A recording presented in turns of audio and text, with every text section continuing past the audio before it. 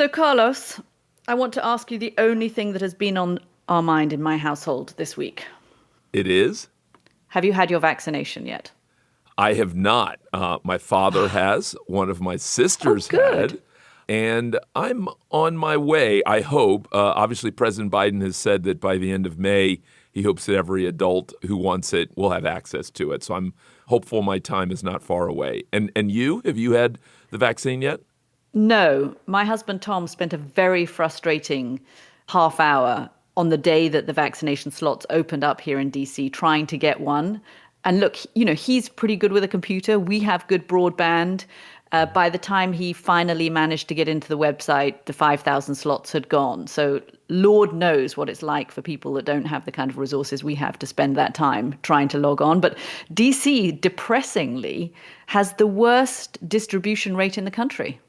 Well, we're in such an interesting time where it does feel like we're not going to return to normal, but we're going to return to some new, and that we're in the midst of it. You saw that in Mississippi and Texas, whether it's a good idea or not, both of those governors have said that they are going to open up completely. They've even said no more masks, which have got more than a few of us worried. You're hearing new conversations about going back to school and all sorts of places, and throw on the stock market and a few other things. And this has been quite the week already. Yeah, they are opening the floodgates, it feels like, around the country, which I have to say makes me a little nervous. But maybe they know best. Maybe, just maybe. Should we get on with the show? Let's do it. Hello, I'm Katty Kay in Washington. And I'm Carlos Watson in California.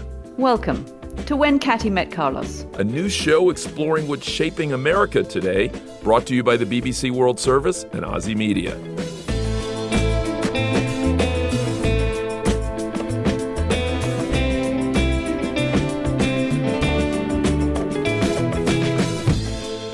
They were once the lifeblood of local communities, but listen to this.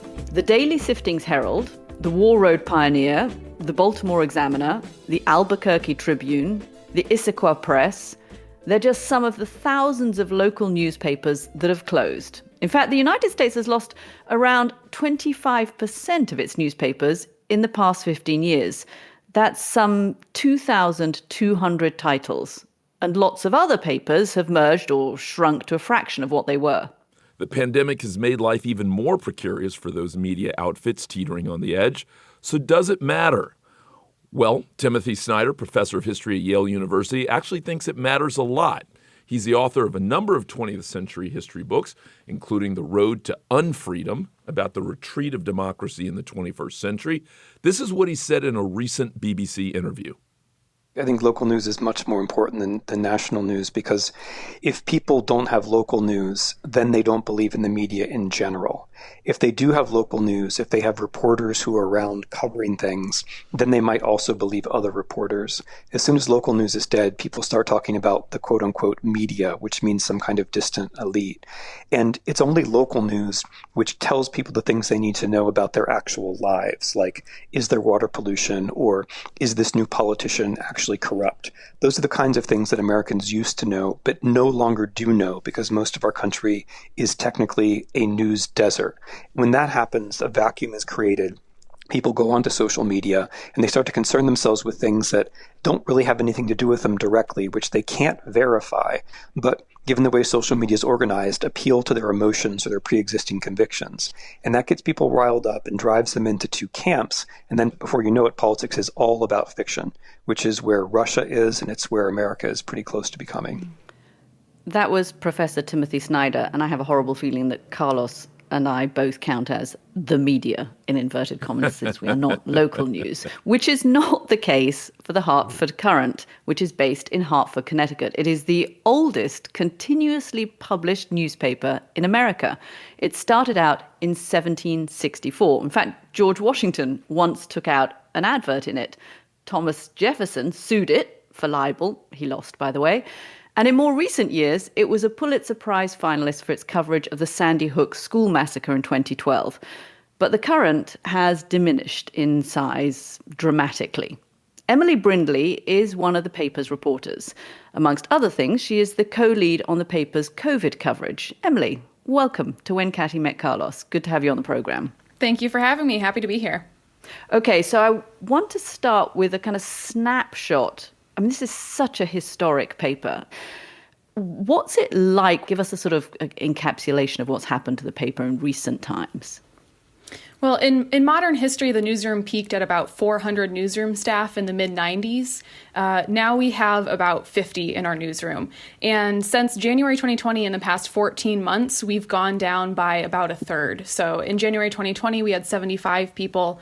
Now we're down to 50. And obviously, you can't shrink a newsroom by that degree and expect the same product. So all of our reporters, all of our editors, all of our photographers, they work very hard to put out the best product that we possibly can. But it's just not possible to do the kind of work that we used to be able to do.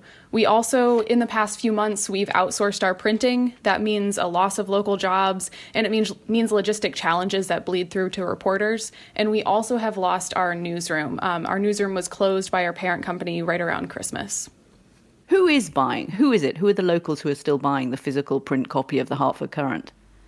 If you drive around in Connecticut, you can see the blue boxes for the Hartford Courant on a lot of people's mailboxes still. It's one of the things that I've always loved about working in local news is that if I drive through, the town that my parents live in, or if I drive through the cities that I cover, I can see those blue boxes on the mailboxes. So we know that people do still buy the paper. I will also note that all of Tribune Publishing papers, that includes the Hartford Courant as well as some of our sister papers who are owned by the same company, we are all together, we're profitable. So I think that's one of the misconceptions about local news. It's not doing as well as it was back in the 90s. No one's sending reporters on 6-month trips overseas anymore. And our staffs are obviously much smaller, but the papers are still profitable and people do still care about local news. Our second guest is Penelope Abernathy. Years ago, she was a local reporter before moving to the business side of things. She then worked for the Wall Street Journal and the New York Times, helping them expand from local to national newspapers, even international. Penelope is now a visiting professor at Northwestern University's Medill School of Journalism. She's also the author of 4 reports on the state of local news in the United States. Penelope, welcome to the show. Well, thank you, and thank you for tackling this very important subject. Penelope, tell me a little bit about what you remember as a local reporter and where things stood perhaps in the 70s and 80s for local papers. Well, the 70s and 80s were an interesting time for newspapers, especially for local and state and regional newspapers such as the Hartford Courant. They had basically retreated into their local markets, but were providing, because they were the surviving newspapers of that era, many of the afternoon papers had gone out of business, they became very aggressive in journalism. Some of the best journalism that has been done in this country in terms of investigative journalism occurred in the last 3 decades of the 20th century, and much of it was done by the reporters and journalists on papers such as the Hartford Courant. If you look at the number of papers that were nominated for Pulitzers, were finalists, and actually won the Pulitzer Public Service Award, about 50% were state and local newspapers during that era. What has happened since the 90s is that we've had a very major disruption of the business model that basically supported for-profit newspapers in this country for 200 years. Between 80 and 90% of the revenue that supported a newsroom actually came from print advertising.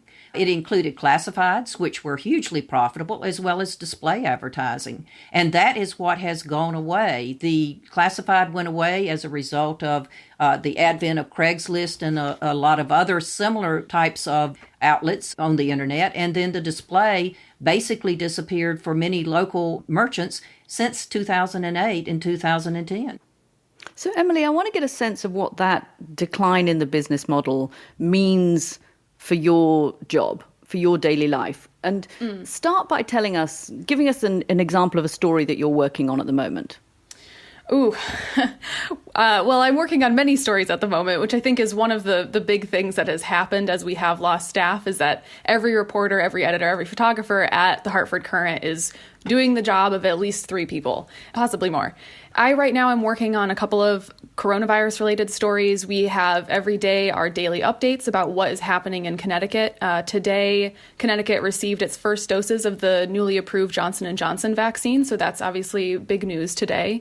And as far as stories that we aren't able to cover, They're endless. Every day, I get tips from people with stories that are worth covering, that are worthy of being known, but we have to make choices. And it doesn't mean that those stories are any less worthy. It just means that we don't have the resources to cover every single thing that happens in the state. I think the thing that probably bothers me the most are the stories that we don't even know that we're missing because we aren't covering our communities on a day-to-day in-depth basis. Like Penelope was saying, a lot of the historical investigative coverage has come from local newspapers, and that's because they were in their cities, their towns every day to find out what's happening. And since we don't have enough staff to do that, it inevitably means that we're missing stories that we don't even realize that we're missing. Penelope, what would you say to people who took maybe a harsher view and said, there are just lots of changes that happen over the course of life, and they would say, as special as local media was, for a variety of reasons, whether it's immediacy, whether it's people wanting a more global set of stories, whether it's the environmental concern or the cost around printing and paper, that local newspapers should recede into the past and that we should have other forms of local media. What would you say to those folks who had that observation? Well, I think there are two ways to think about the loss of news. One of the ways is to think about it in the loss of newspapers. The second way is to think about the loss of reporters, as Emily's talking about. Between 2008 and 2018, we lost half of the reporters in the newsrooms of newspapers in this country. So we lost 36,000 reporters. Emily's mentioned what it meant to the Hartford Courant, but it is typical of what it has meant to a state newspaper such as the Raleigh News and Observer, which had a similar decline in North Carolina. In 2008, the FCC estimated that as much as 85% of the news that actually makes it into our ecosystem, as Emily says, the stories that we know about, originate with local newspapers. And that's because they had many more people on the ground covering those school board meetings, covering the major issues around education that affected statewide policy than any other media outlet did. So Congress held a hearing, and this hearing was titled "The Future of Newspapers: Impact on Economy and Democracy." And a Democratic congresswoman from New York warned at that hearing that without newspapers, America lacked what she called a critical uniting feature. That hearing, by the way, was in 2009. So people have been worrying about the declining position of newspapers and the impact that could have on democracy for over a decade. It sounds kind of grandiose to say, if we don't have newspapers, there's a risk to democracy. But what is it specifically that we lose from our democracy if we don't have local papers? And has it been quantified? Yes, it has been. And the difference between 2009 and 2021 is that we have a lot of research, and that research has shown a number of things. One, when you lose a newspaper or you end up with a severely diminished newspaper that's not able to reach out, such as the Hartford Courant, into all parts of the state or a region, voter participation and civic engagement goes down. Voter participation goes down, especially in local and state elections, because you just don't have the information on who is running. Additionally, the cost of doing business for the local governments goes up. Everything from salaries for public officials to what you pay when you take out a bond goes up. And there's growing evidence that corruption is flourishing. The paper in Charleston, South Carolina, just united with 11 other smaller papers in the state to flesh out more than 100 instances of public corruption in that state, 75%, I think, occurring in rural areas that had lost newspapers over the past 5 years. So there are many more stories that are going uncovered and many more routine government meetings that often end up in being major investigative pieces for either the local newspaper or the state newspaper are going uncovered. But if voter participation goes down, how do we account for the fact that in 2020 we had record voter turnout in the country? Well, it was a national election with a presidential candidate on the ballot. I live in the 9th Congressional District in North Carolina. This was the district that actually was without a representative in the House between 2018 to almost to the beginning of 2019 because of election fraud that occurred in one of the 8 counties that covers that district. It was almost impossible for me to be what I consider an informed citizen to find any information on who was actually running for Congress. There is an additional obstacle that occurs in that we have counted on papers like the Hartford Courant to vet our state representatives. You know, I know who I need to vote for or who I want to vote for. I think I'm perfectly capable of judging the qualities of a governor or an attorney general. I'm not very good at knowing who should be agricultural secretary or who should be the auditor. I depend on the editorial board to vet all of the state and regional candidates for office. And you can't get that just by Googling. You absolutely cannot. And adding to the problem is we have had paywalls erected. It's been very hard to get that information. You have to really be a diligent digital veteran to find that information these days. And Katty, if I could jump in for a second, I think it's a really good point that you can Google some things, but what type of information are you going to get when you Google a local candidate's name if it's not from the local paper? You're going to find their ads, maybe campaign ads running against them, but you're not getting the impartial, critical thinking pieces that come from a local newspaper. Newspapers are critical to this democracy in terms of feeding the news that helps us identify the major issues and basically work together to solve those. And that starts at the grassroots level. They're also important because they encourage economic development. One of the most distressing things is that areas that are most likely to have lost newspapers are much poorer than the average U.S. community, with poverty rates as much as 33% of the population living in poverty, such as Youngstown, which lost its newspaper a couple of years ago, Youngstown, Ohio. Penelope and Emily, I want to take the conversation in a slightly different direction just for a brief moment. One of the conversations, Penelope, I had recently with someone who looked at the strength of local newspapers in the 70s and 80s and then saw some of that opportunity dissipate, said that they thought that part of it was the technology shift and that was a big piece of it.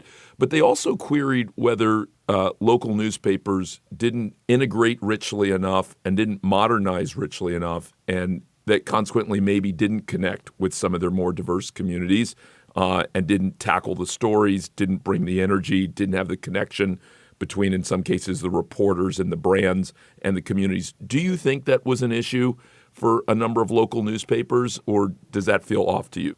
No, I think that's very definitely the case. If you look at the 70s, 80s, and 90s, you can call it the golden age of journalism in many cases, but you can also see that newspapers were, in essence, as I mentioned, de facto monopolies in their communities.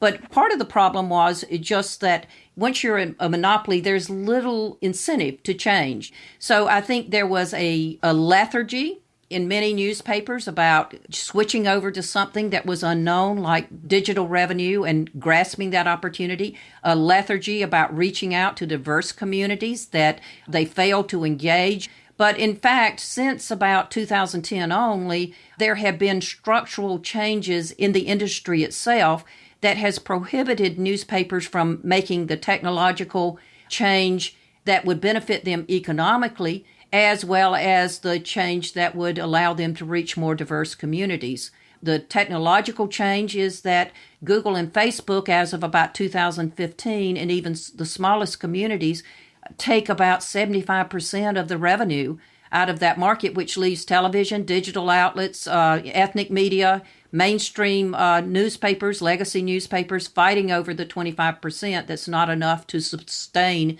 a newsroom at a level that it was sustained in the 1990s or even today. And then the other problem is that we lack in this vast country the digital infrastructure to basically switch overnight into a digital delivery only for a vast number of people in this country. Emily, I want to pull you into this. You know, one of the things that clearly I hear both you and Penelope pointing towards is whether or not we can get more young people, more millennials, more Gen Zs, reading the papers, supporting it. Thoughts on that, how to go about getting more young people consuming local newspapers? Well, I think, first of all, I'm 25, so I know firsthand that young people are not uninterested in the news. I think that is a bit of a misconception that has become popularized somehow, that young people don't care about politics or about what's happening in their communities. And I know firsthand that that is just not true. I think that newspapers are maybe not the first place that the younger generation turns to for their news, but they definitely can be. That would involve, obviously, a shift to more digital coverage and reaching out on platforms where young people already are. Historically, and by that I mean over the past 10 years or so, newspapers have not done a great job of being present and engaging appropriately on social media, but that's definitely something that can be changed. And I think that we have viewed social media as, I guess, like a less appropriate venue for serious information, but it doesn't have to be. We can use social media in a way that truly teaches people about what's happening in their communities, and that is just as valuable as if you read it in the print newspaper. What's the financial state right now of the Hartford Courant, Emily?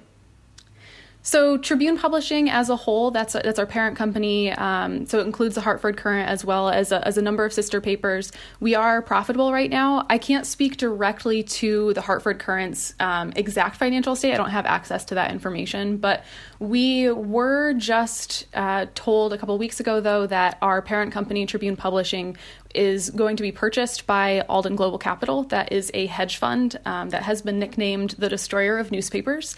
So why? If that's Alden has a track record of purchasing newspapers and slashing staff significantly, on average about 75%. So that's taking a newsroom and whittling it down to a quarter of its staff. So it sounds to me like you'd prefer to see a different buyer. Oh, absolutely. So I'm part of the Hartford Courant Guild, our union, and we are pushing for local ownership. We would like somebody locally or a group of somebodies locally to come in and buy the Hartford Courant, either from Tribune Publishing or eventually from Alden.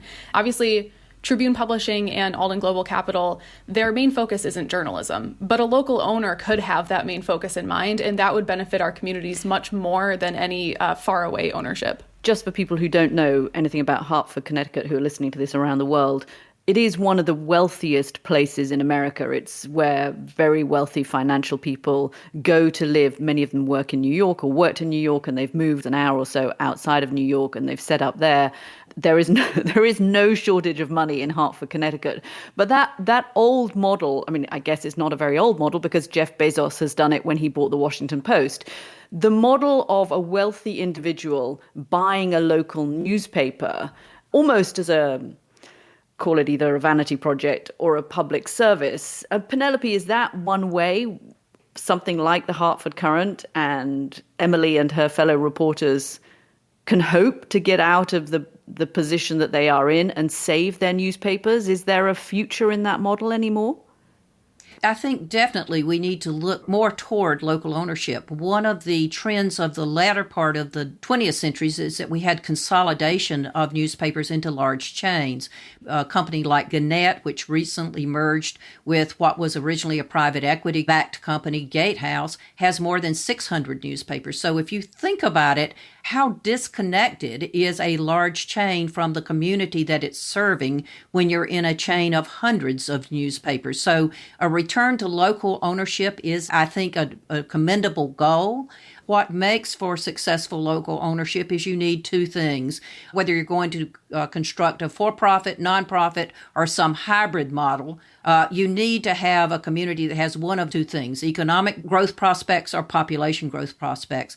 And then the second thing you need an owner, regardless of whether it's part of a chain or whether it's an individual, who has the ability to have a local purview, determining and identifying what's important to residents and businesses in that community, and then delivering that to the residents and the communities. And one thing I would just like to clarify there is that Hartford, Connecticut actually is not a very wealthy city. It has below average median income, but the state of Connecticut as a whole is a very wealthy state. So we do have those resources. But one of our sister papers had a similar but slightly different situation with them. The Baltimore Sun, they are in final negotiations to be purchased by a nonprofit from Alden Global Capital. So that, as well as returning them to local ownership, although they wouldn't be owned by any individual person. For me, the most important and encouraging sign I've seen in the last 2 or 3 years is there is a growing awareness, just as was stated in the beginning by Professor Snyder, of how critically important saving newspapers in whatever form they take, whether it's broadcast, whether it is digital, whether it is print, or whether it's some combination on many, many platforms, is to our democracy, to building community and a sense of geographic identity, and to encouraging us to think about how we solve problems productively at the very local level, whether it's who we nominate to the school board and vote for on the school board, or whether it is who we put in charge of our state and send to Congress. Emily, first of all, thank you for correcting my geography between New Haven, Connecticut, which is very wealthy, and Hartford, Connecticut, which isn't. You are only 25. Are you optimistic that in 10 years' time, you will still be a reporter in local news? Is that where you see yourself? Do you think there is a future for somebody of your age just starting out in local news reporting? You know, I think that it's very difficult for any reporter, regardless of their age, to track out their future, to plan their future in any meaningful or long-term way. But that said, over the past 3 years that I've been a reporter, I have seen the enthusiasm that the community has and the eagerness for good information, the eagerness to get involved and understand what's happening in their communities. And that's something that only local news can really provide to people. We talked a bit about national outlets. And the New York Times, you can't open that up and find out, where you can go to get your COVID vaccine. You can't open the New York Times up and, as a Connecticut resident or North Carolina resident or a New Mexico resident, understand what's happening with your state's COVID response. But where you can find all of that information is in your local newspaper. And so I just can't see myself being anywhere except in journalism. Well, I hope you stay there, Emily. And I hope there are still local papers for you to be reporting in, because you are good at it. And as we've laid out, this country needs it. And without them, we fear the divisions will only increase. All of the evidence points in that direction. Emily Brindley, Penelope Abernathy, thank you both very much for a very thoughtful conversation. Thank you for having us. Thank you.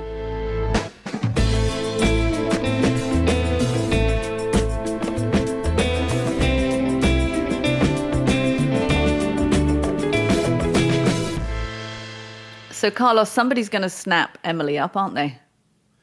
Indeed, and maybe Penelope as well. I really enjoyed that conversation with both of them. And I hadn't thought about local newspapers this hard in a while, despite the fact that I'm a veteran of them back in the day at the Miami Herald and Detroit Free Press. But I think I walked away a little bit optimistic that if they want to reimagine themselves, which I think they do, there's possibility. Yeah, and I think also what was interesting, what I hadn't realized, is the degree to which the impact of not having local news has been quantified as being detrimental to our democracy. I mean, even things like the fact that local municipal borrowing costs go up when there is not a local newspaper because there's nobody watching local officials and how much they pay themselves or how much is being spent by the school board. And that poverty goes up in communities that have lost a local newspaper. I thought all of that was really interesting. And it wouldn't surprise me if in Congress now, where there is a push from the Biden administration to try to even out some of these inequalities in the country, it seems to me that looking at local papers and trying to come up with creative ways to finance them going forwards, that you might start getting even bipartisan support for doing that. I remain intrigued and was glad to speak with both of them. The only problem is going to be that somebody's going to come along and snap up Emily, who is so smart as a 25-year-old journalist, but then they will be taking her out of the Hartford Courant, which would be a shame. It depends what they snap her up. She may get promoted. So as I said to her before, I was asking her. She may end up CEO. I like that You know idea. what? A friend of mine has written about the confidence code, and I think she's got it. I think she's on to something. Okay, Carlos, we'll wrap it there. Good conversation. Great. We hope you've enjoyed this episode of When Katty Met Carlos, a co-production from the BBC World Service and OZY Media. If you've enjoyed this podcast, please leave us a review, tell a friend, and of course, don't forget to subscribe. Thank you, and we'll be back soon.